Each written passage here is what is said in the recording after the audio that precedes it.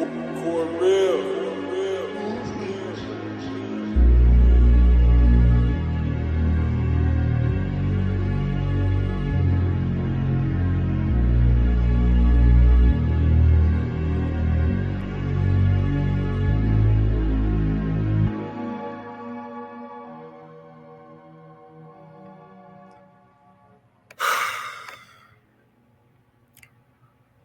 What's up, YouTube? This is Too Raw for TV. All right, so before I get into this video, I want to give a shout out to the man, the myth, the legend, the brother Robert Mason coming through with a donation to the channel via the PayPal. Much respect to you for showing love to Too Raw for TV. Look,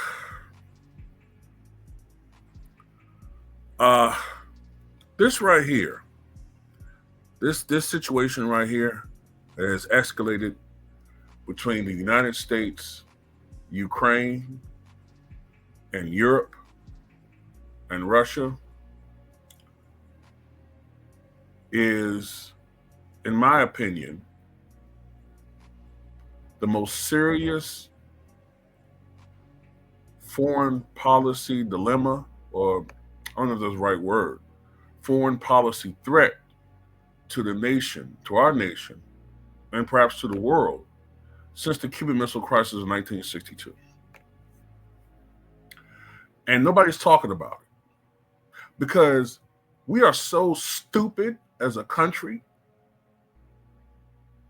and so dumbed down and so obsessed with identity politics that we don't see the forest for the trees. We don't see the big picture.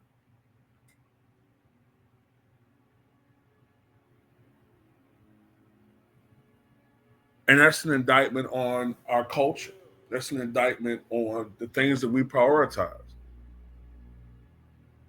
It's like we have blinders when it comes to anything outside of our own super important lives, our own self-importance. Right now, Vladimir Putin has changed the nuclear doctrine for Russia. 2 days after his U.S. counterpart, Joe Biden, granted Ukraine permission to strike targets deep inside Russia with American-made weapons. Because, you know, throughout the Biden administration, they have been funneling Ukraine funding and weaponry in their fight against Russia, Ukraine's fight against Russia. This war has been raging on for, how long has it been now? 2 years? 1.5 years? It's been a long time. I know it's been raging for like at least 1.5 years. And we've given them, I don't even remember the sum. Is it something like $150 billion or $200 billion in weaponry? And I don't know how many billions is actual monies, which is taxpayer money. Now, most of that is actually State Department weaponry, you know, or defense weaponry. A lot of it's old, but still, you're depleting our own defenses by constantly giving them shit. Not to mention the funding, the money that you're giving them to help them fund this war, which is taxpayer money. Meanwhile, people who get hit with storms in our country, they only get $700. Tragedies, $1,200 a piece.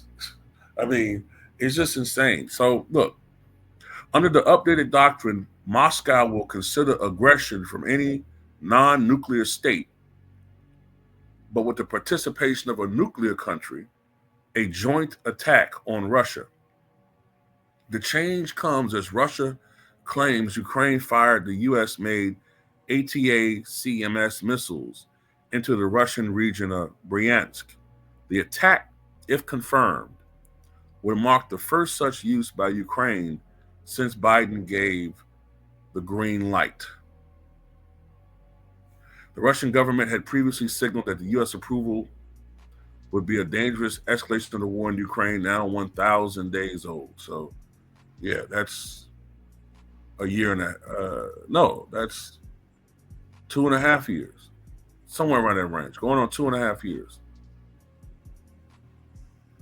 The Kremlin began this fresh round of nuclear saber rattling Tuesday, saying the revised military doctrine would, in theory, lower the bar to first use of nuclear weapons. The only time nuclear weapons have been used is us against Japan, Hiroshima and Nagasaki back in August of 1945. And the weapons that they have today are far more powerful than those atomic bombs. And those bombs, I believe, killed 100 and collectively, 200,000 people. In a phone call with reporters, Kremlin spokesperson Dmitry Peskov noted the changes meant that, quote, the Russian Federation reserves the right to use nuclear weapons in the event of aggression using conventional weapons against it and or the Republic of Belarus. Nuclear deterrence is a pillar of Russian military doctrine, but the revision appears to broaden the definition of what would be considered aggression against Russia.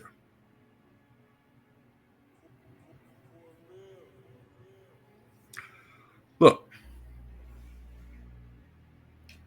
I've been on here for quite some time, and I always talk about how much I hate the Democratic Party. And to those who bothered to listen to me, instead of just reacting to what I'm saying, I've said one of the things I've hated about them is that history has shown, with the exception of the Bush administration, Democrats have had a monopoly when it's come to being the war party. The Democrats have a monopoly on that. Think about it.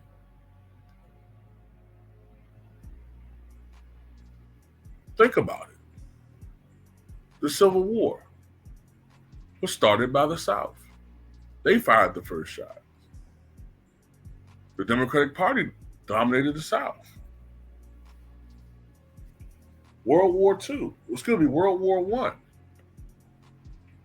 Who was in office? Woodrow Wilson, a Democrat. World War II.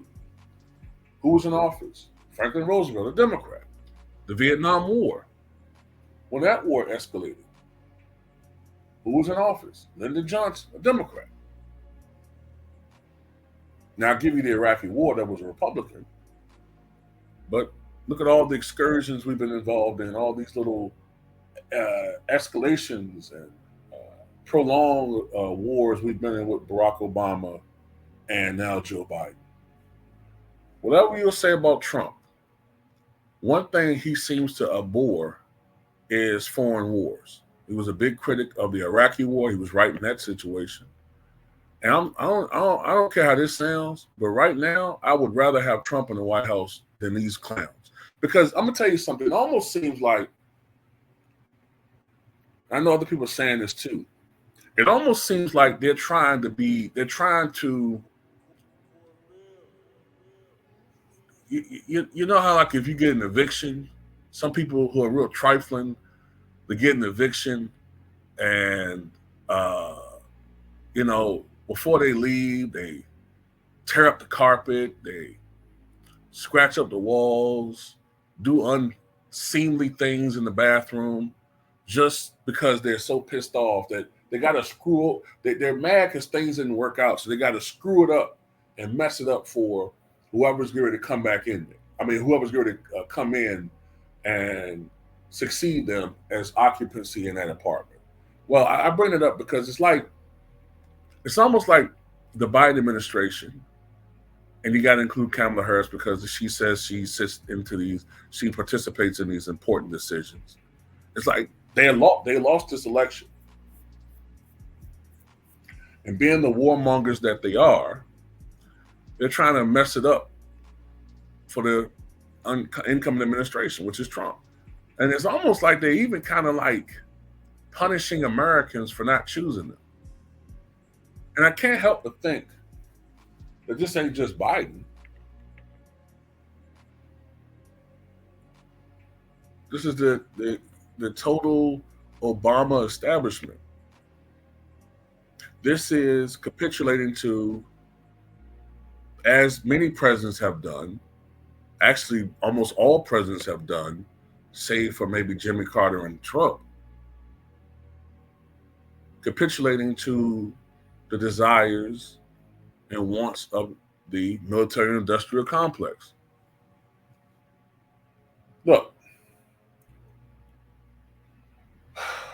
no matter how you feel about identity politics and all that stuff, man, I'm always more concerned about these types of situations. Okay? You could try to politicize these things all you want to. At the end of the day, even if Trump is Putin's puppet, I get the impression that these world leaders seem more willing to listen or seem more, they seem more willing. Well, it's not even about them. Maybe I should rephrase that. Trump seems to be, when it comes to foreign policy, he is the guy that is the de-escalator when it comes to these situations. You know, that's the thing that gets me about the Democrats and how hypocritical they are. They profess to be the party of sensibility. They profess to be the party of common sense, while Trump is this dictator. But Biden's party, the Democrat Party, excuse me, they're the party that mandated that people take certain, take the jab, or in many cases, you would lose your job. You know what I mean? Or there'd be these outrageous penalties that never happened before. Now, despite the will of the people, rejecting their administration, rejecting their standard bearer, rejecting their party, the vast majority of people have told them that they want peace and a de-escalation of this war, with Zelensky himself coming out saying that he thinks that Trump would be the candidate, I shouldn't say candidate, but in that party, in that situation at least. Well, actually, I should say, this is after the election. Zelensky said that Trump would be the president that would probably help to lead to peace quicker, a resolution of this war quicker. Now, all of a sudden, you escalate this war. Why? Why are you doing that? Nobody wants this. And then you wonder why Joe Biden's approval rating was so in the goddamn shitter. Nobody in Europe wants this. Nobody wants this. And now you're putting us closer to, I'm just going to be honest with you, annihilation. Now, look, I tend to think, because of the fact that if Putin was to authorize something like that, he would have to believe that would be apocalyptically bad, because the United States is going to strike back. And it's just, look, the United States and Russia combined have over 11,000 nuclear warheads. Okay, 11,000.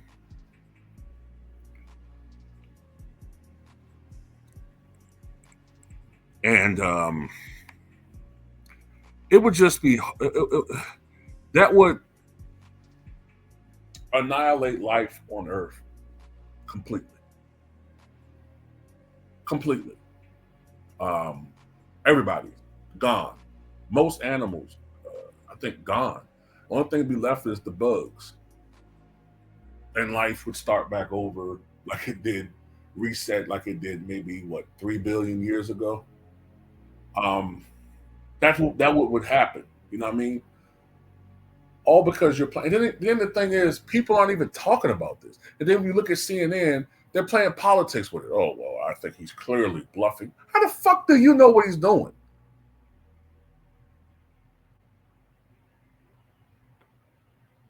maybe I'm being overly sensitive to this because I grew up, as I said before.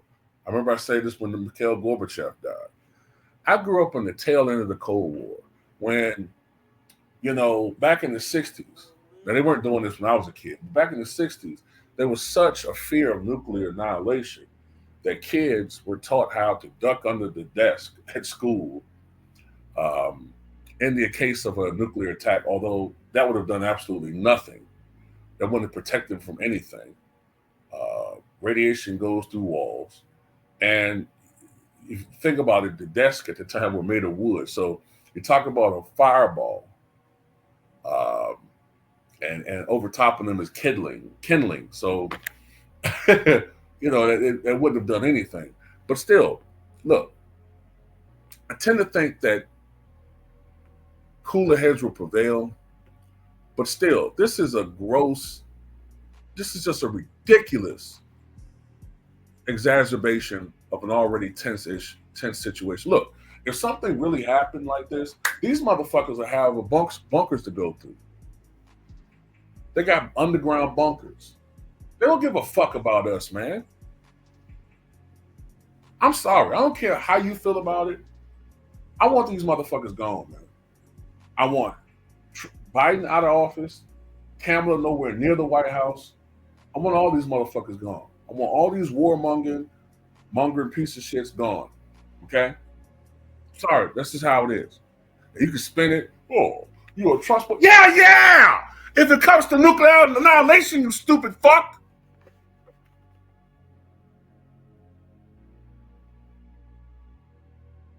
But anyway, that's all I got to say about it. Tell me what you guys think.